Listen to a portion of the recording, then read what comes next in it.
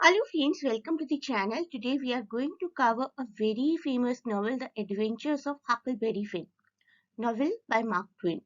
This is an amazing book. It all revolves around a boy named Huckleberry, or Huck you can call him, who lived in the Mississippi River bank, and this video will be in three parts.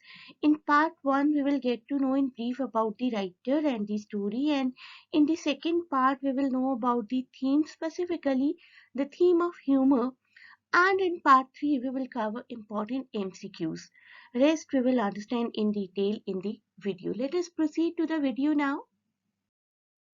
Mark Twain was not his real name, it was the pen name Samuel Langhorne Clemens, known by his pen name pseudonym. Mark Twain was an American writer, humorist, entrepreneur, publisher, and lecturer, and was praised as the greatest humorist the United States has produced, and William Faulkner called him father of American literature. Mark Twain himself quoted his book nicely by saying, "Persons attempting to find a motive in this narrative will be prosecuted. Persons attempting to find a moral in it will be punished. Persons attempting to find a plot in it will be shot." This is the introductory note to Adventures of Huckleberry by Mark Twain himself. And Ernest Hemingway, another great writer of America, declared that all modern American literature comes from one book by Mark Twain called Huckleberry Finn. So that popular this book was. Let us know a bit about Mark Twain. He served as a Confederate soldier for a period of 2 weeks. His first major literary success was the celebrated Jumping Frog of Calvary County, Adventures of Huckleberry Finn, which we are doing today, regarded as his greatest work, and he patented 3 inventions. इनके बारे में भी बात करेंगे. Mark Twain loved cats too much, and he lived with as many as 19 at one point. I'm really fearful of cats, and I really can't imagine this fact, but this is something true about him. When you read this book, The Adventures of Huckleberry Finn, you will feel that you are reading some travelogue.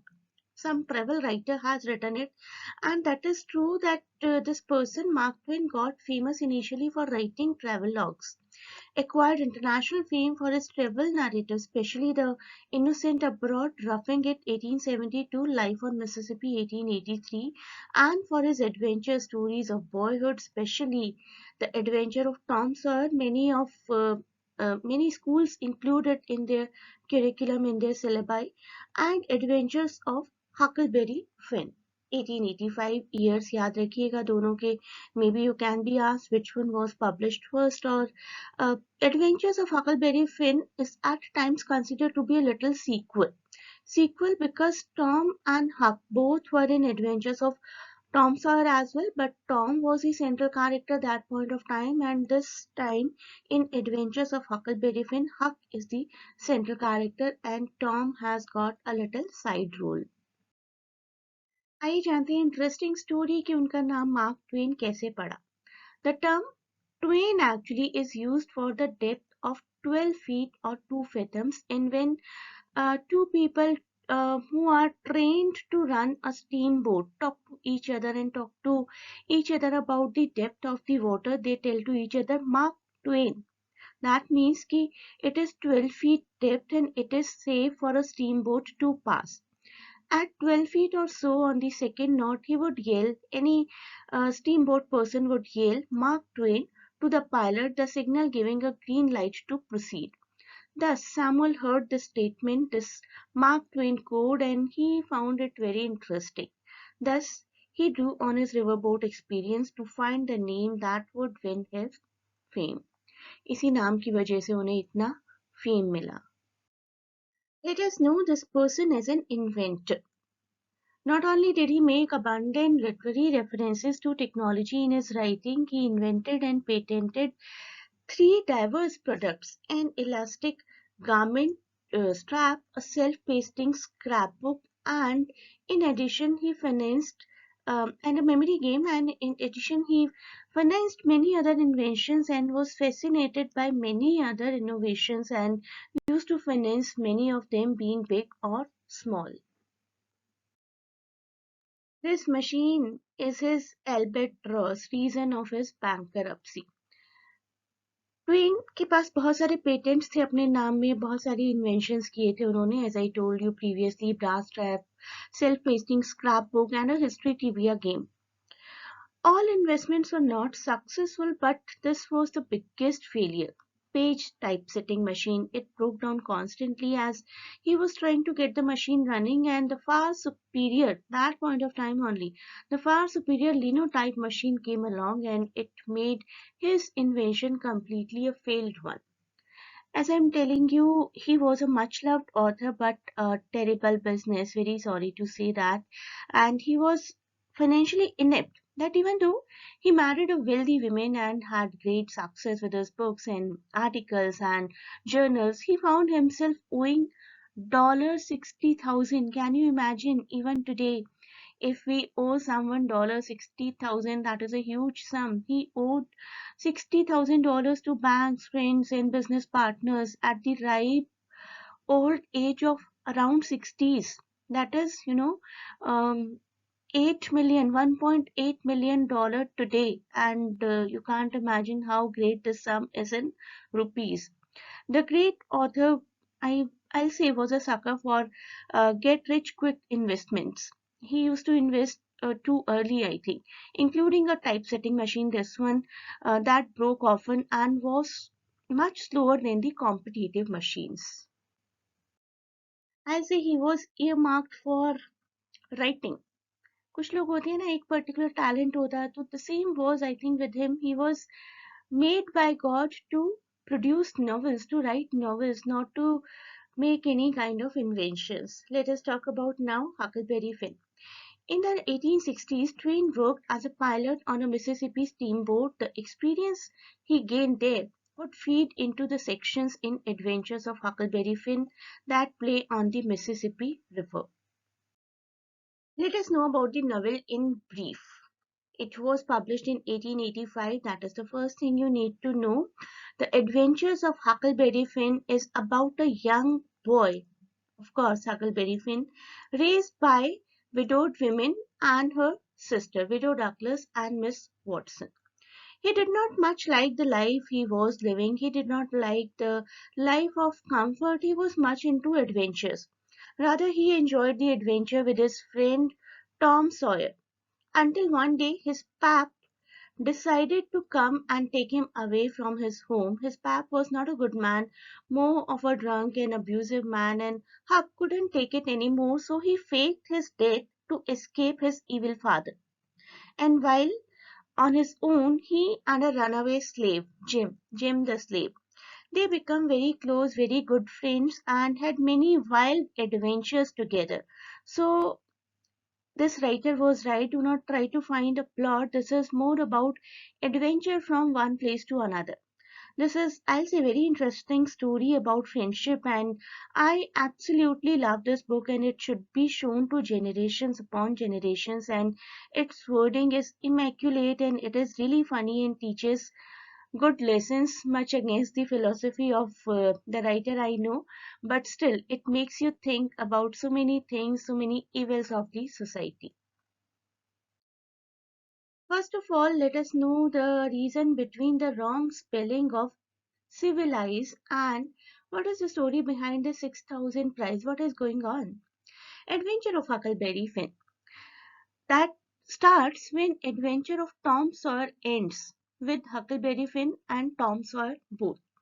They do find a large amount of money that a band of robbers had hidden. Previous one we are talking about, उसी के साथ connection है, and they each get $6,000, a huge sum for the boys, which a judge invests for them at a bank. Judge's name was Judge Thatcher, not a very important character. Judge Thatcher, ये याद रखिए. And the widow Douglas and her extremely conservative and religious sister Miss Watson adopt Huckleberry. But Huckleberry doesn't like the life of comfort. He struggles with their attempt to civilize him. तो Huckleberry के point of view से ये पूरी story है, first person narrative है. That is why we are shown that he doesn't even know proper spellings, proper English. Twain purposefully misspells the word civilize in the adventures of Huckleberry Finn as a way of emphasizing that Huck is telling the story and that he is not a well-educated person. देखते हैं कैसी life चल रही है इनकी window के घर में Huckleberry like some of the luxuries his new life offers, but he misses the freedom. He was an adventurous person, not meant to be trained in religion and not meant for schooling. He misses the freedom of being able to do and wear what he wants. The new clothes make him feel cramped up. ऐसा लगता है उन्हें कि बहुत tight, बहुत suffocated feel हो रहा है नए नए कपड़ों में. He struggles with a strict time schedule at the widow Douglas house and he doesn't see the point of saying his prayers or reading the Bible. One night, just as Huckleberry is feeling very low, Tom appears in the garden, and they together steal away. And Tom has great plans to start a band of robbers with Huck and a few other boys. Tom is, I'll say, much, much, much more adventurous than Huckleberry Finn, and he always, keep on reading the adventures book, and always keep on thinking of making a band of robbers which can do this adventure or that adventure at any point of time in life without any kind of restriction, any kind of schedule. Why I've given this picture here, I'll tell you later on. Let us know about some further events. Winters come and Huck goes to school fairly regularly, learning to spell, write, do maths, which he does not like. One morning he comes across footprints in the snow outside the widow Douglas house. Footprints. When he looks closer, he realizes that they are his father's footprints because of a cross carved in the heel.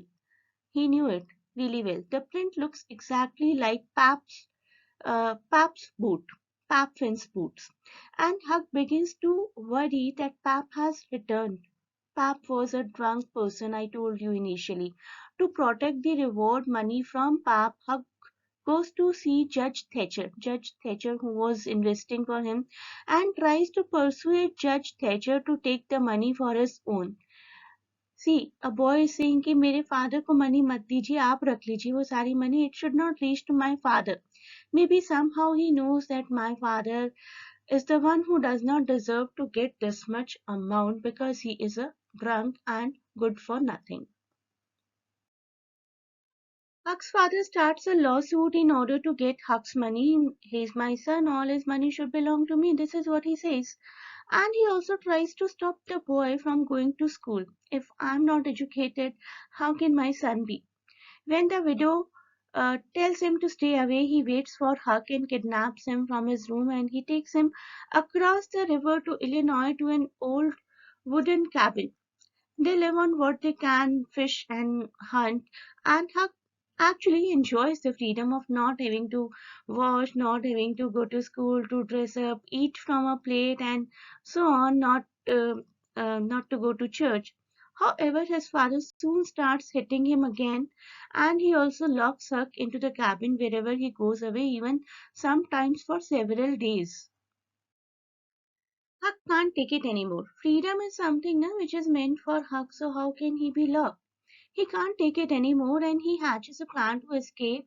The thought of going back to civilization which starts from S, doesn't appeal to Huck and he plans to run away that night once his father drinks himself into oblivion. Father drinks too much and he wants to encash this moment. He shoots a wild pig. Pig is something you need to remember, specifically the competitive exam students. Whom does he shoot and whom does he portray as it was his blood? He shoots a wild pig and splatters his blood around the cabin, staging his own murder, and he leaves in eggs with blood and a bit of hair stuck to it and sets off toward Jackson Island in his canoe. Now see what happens on Jackson Island. He gets to meet a slave called Jim. Huck enjoys the solitude, the freedom on this island, but 3 days after arriving, he comes across a still smoking campfire. There was a campfire which was still smoking, and to his surprise and relief, it's Jim, Miss Watson's slave. And Jim tells him that Miss Watson decided to sell him to a slave trader, so he has run away. So this person, Jim, was okay with Miss Watson and he did not know what kind of new owners, new masters he is going to get. He was afraid of the new masters and he ran away. And Huck and Jim hence meet each other. They come across a wooden house floating past and they climb into it and they find the body of a man who was shot in the back. Jim has a look at his face but tells Huck to stay away. Jim feels that Huck is a child and he should not be shown the dead body. So Huck, he says, ki stay away. It is too ghastly to look at this dead body. And Jim covers the body with some old rags lying over there, and they take what they can from the boat and head back to island. On the way, they come across a stranded steamboat and they climb on board and run into three criminals. There they see three criminals, two of which have ganged up and they are trying to shoot up the third one. When Jim and Huck try to escape before the three men notice them, they find that their raft has come loose and drifted off. वो जिस raft पर थे वो raft चली गई है and after these criminals go they steal the criminals boat and soon catch up with their own raft. In criminals की boat चुराकर जल्दी ही अपनी राफ्ट तक पहुंच जाते हैं. Jim and Huck's aim is to go to Cairo, where the Mississippi River meets the Ohio River. You can see Ohio River and Mississippi River. Their plan is to sell their raft and take a steamboat up to Ohio River to the states where slavery has been abolished. There are many places where slavery was going on legally, and there were many places where slavery was abolished completely. Jim talks about what he will do as a free man, work, save some money, and buy his wife and children. Unimaginable, na? You are supposed to buy your own wife and your own children. This seems quite a shameful thing today. Huck starts to feel guilty and he's helping a slave escape. So Huck has been programmed since the birth that these slaves are meant to be slaves and it is illegal if somebody is helping a slave to escape. So he starts feeling guilty about his act. So we have been through many adventures of these two people, and before moving on to another episode of their adventure, that is Granger Foods and Shepherdsons, who were severe enemies of each other, I would like to tell you a quote said by one of the upcoming character Buck. A feud, enmity, is this way: a man has a quarrel with another man and kills him. Then that other man's brother kills him. Then the other brothers on both sides goes for one another. Then the cousins chip in and by everybody is killed off and there is no more feud. Right? So how beautifully this character has told that actually revenge has no conclusion. If you will keep on continuing to go for revenge, it will make the whole world wipe off. Gandhiji has said, an eye for an eye will make the whole world blind. What are you doing? Someone killed some of your family member, you will kill their family member. It will keep on continuing and the whole clan will be wiped off. And hence, there will be no more enmity. Now let us know about these people, Granger Foods and Shepherdsons. When Huck and Jim reach there, they see that everyone had a gun. Jim and Huck realize past Cairo that because of the fog they are separated and Huck is taken in by a local family, Granger Foods, and from their son Buck. Huck learns that the family has a long standing feud with one another local family, the Shepherdsons, which has led to several deaths on both sides. Huck notices that everyone had a gun. Such a stupidity. He befriends Buck Grangerford, a boy about his age, and he learns that the Grangerfords are engaged in a 30-year blood war against another family, the Shepherdsons. The Grangerfords and Shepherdsons go to the same church, which ironically preaches brotherly love, and peace.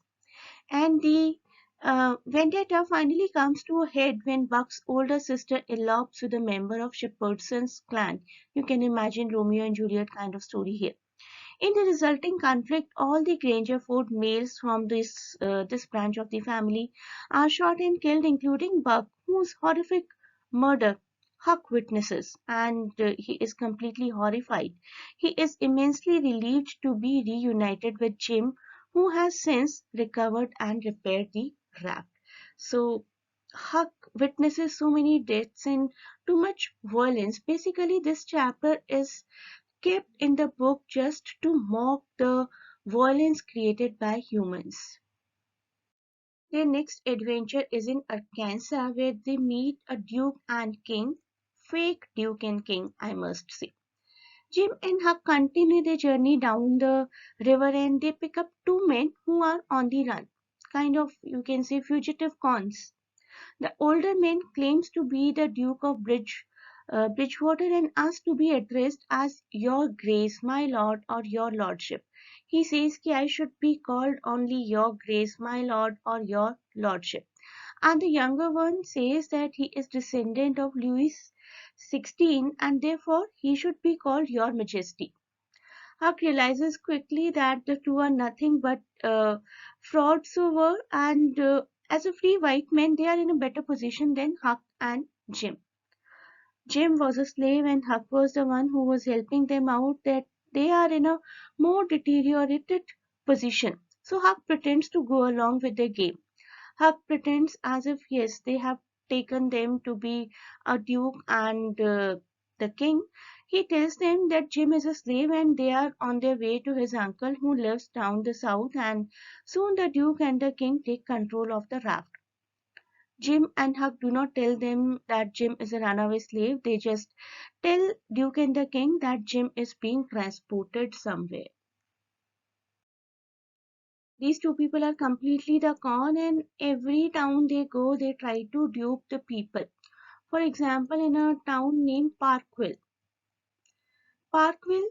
the king, so-called king, goes to the church meeting and pretends to be a reformed pirate who now wants to take the gospel to other pirates. वहाँ पर वो कोई sermon perform करना चाहते हैं जाकर, and he ends up with $18 donations.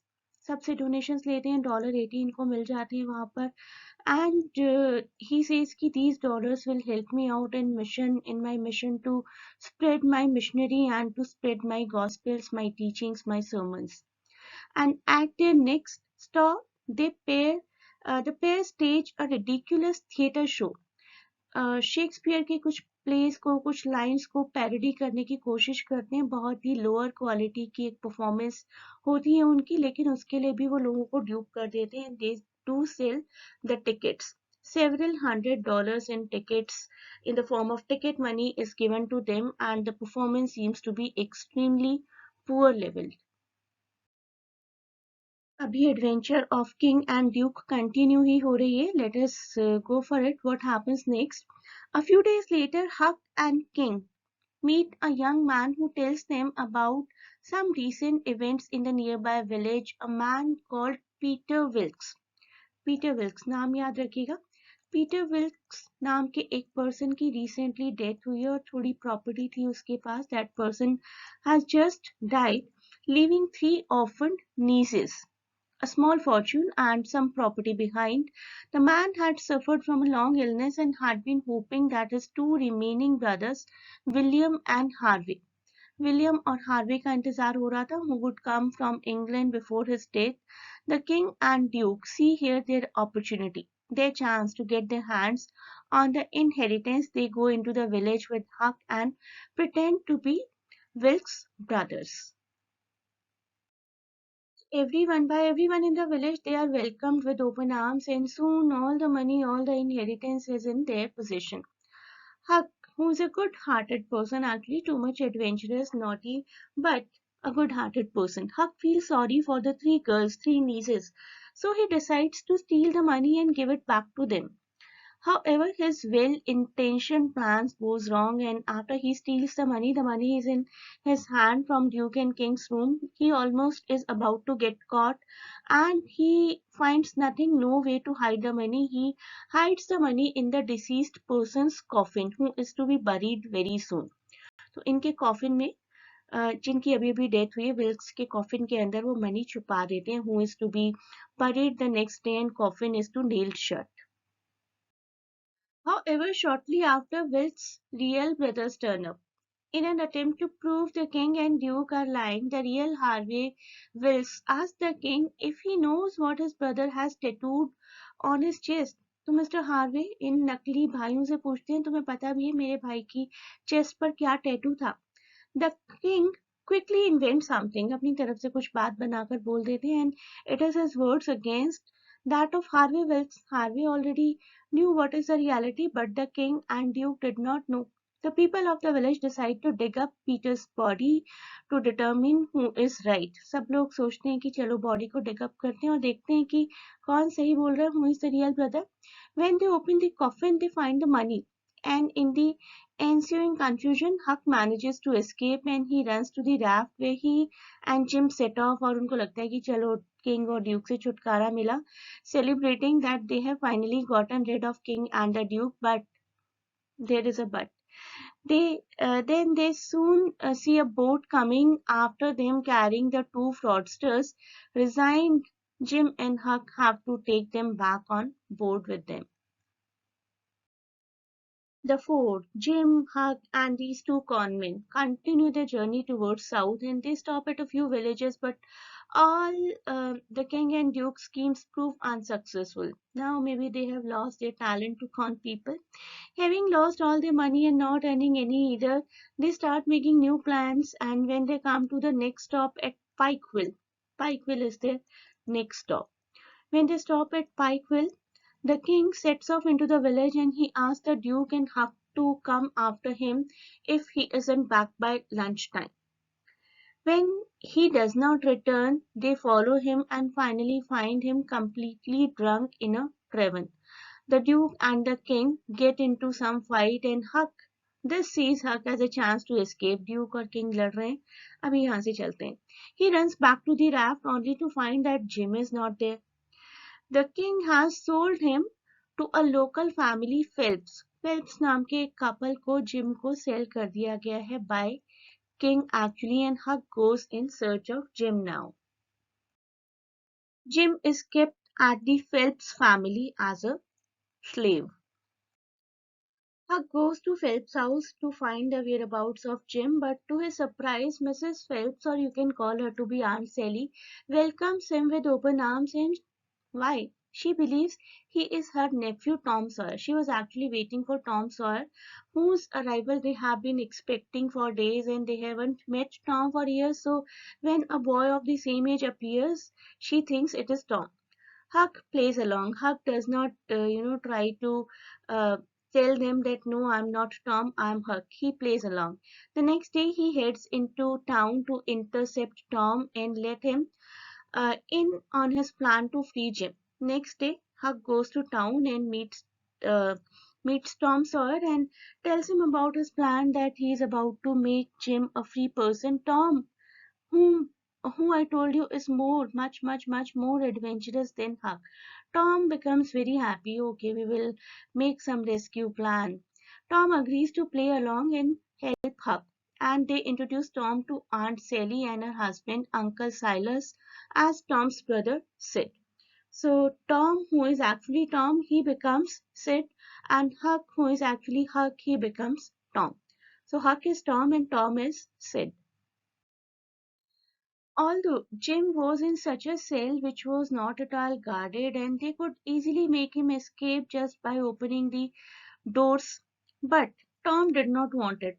इसमें भी कोई adventure है, let us do some adventure, let us make a plan, let us dig up a tunnel, let us make up some ladder, and let us have some code secret messages, and then we will rescue him. This was the plan of Tom. Tom insists that they need an elaborate plan for Jim to be free person. So rather than just stealing the key and running away, इसमें क्या बात है? The rescue plan gets more and more complicated. Inspired by all the adventure stories that he has read, Tom decides that they need to use a knife to dig a tunnel under the wall of the shed. They will make a rope ladder from sheets that they steal from Aunt Sally and climb down a lightning pole at night instead of taking the stairs. He also thinks that Jim's life as a prisoner is too easy. इतनी आसान सी life है, आराम से बैठे हैं अपने cell में, खाना मिल रहा है उनको. So he insists on bringing rats, snakes and spiders into Jim's cabin. Gym के cabin में कुछ rats डालते हैं, कुछ snakes डालते हैं, कुछ spiders डालते हैं. जिम को थोड़ा सा डर लगेगा, तब तो स्टोरी एडवेंचरस बनेगी ना. He also asks Jim to write a journal in his own blood on a shirt and to scratch mournful inscriptions into the walls of the cabin. Jim को भी messages देते हैं बार बार कि do write something with your blood. It should be a grand story and do write some inscription on the walls of the cabin. And it takes them 3 weeks. It could be done in 3 minutes. It takes them 3 weeks to implement Tom's elaborate and completely ridiculous but adventurous plan. In the end, we come to know that Miss Watson died 2 months ago and declared in her will that Jim should be set free. And all this Tom knew really well. Tom को बहुत अच्छे से पता था कि gym legally free हो चुके हैं, बट स्टिल वो जिम को रेस्क्यू कराते हैं बिकॉज उन्हें एडवेंचर करने में मजा आता है. Tom tells that he had known for months, namely that Miss Watson died 2 months ago and declared in a will that Jim should be set free. Immediately, Jim is released, given food and made a fuss over. Tom's Aunt Polly appears and puts an end to the charade that Tom and Huck have been playing on the Phelps. Huck learns from Jim that the dead man they found in the house on the river had been Huck's father. So now we get to know about Pap also. Pap was dead long ago, and Jim had seen the dead body of Pap, and that is the reason Jim did not make Huck to see the face of the body. He knew it was Huck's father. Before Aunt Sally can attempt to adopt Huck and civilize him, civilize with a S, not with a C again, he heads off to the west. जैसे ही aunt सेली चाहती है ना कि अब चलो मैं हक को अडॉप्ट कर लेती हूँ और मैं उसको एस फॉर सिविलाइज करूंगी, Huck runs off to the western states. So happy ending it was. Adventures of Huckleberry Finn. In the next part, we are going to cover the humorous aspects that Mark Twain has tried to cover in the story. What kind of satire, parody, and burlesque has been used by him. That we will cover in next part of the video. So, Adventures of Huckleberry Finn by American author Mark Twain, 1885. year फिर से याद करिए, is a novel set in the pre-Civil War South that examines institutionalized racism and slavery as well, explores theme of freedom, civilization and prejudice, that too in a humorous way. I hope you liked the video. Please do wait for the next part where we are going to cover the theme, and the very next part in which we will cover some important MCQs, and all these MCQs and all the study is really going to be helpful for any kind of subjective and objective exams. So please do not forget to share and subscribe the channel. Thanks for watching and best of luck for your exams.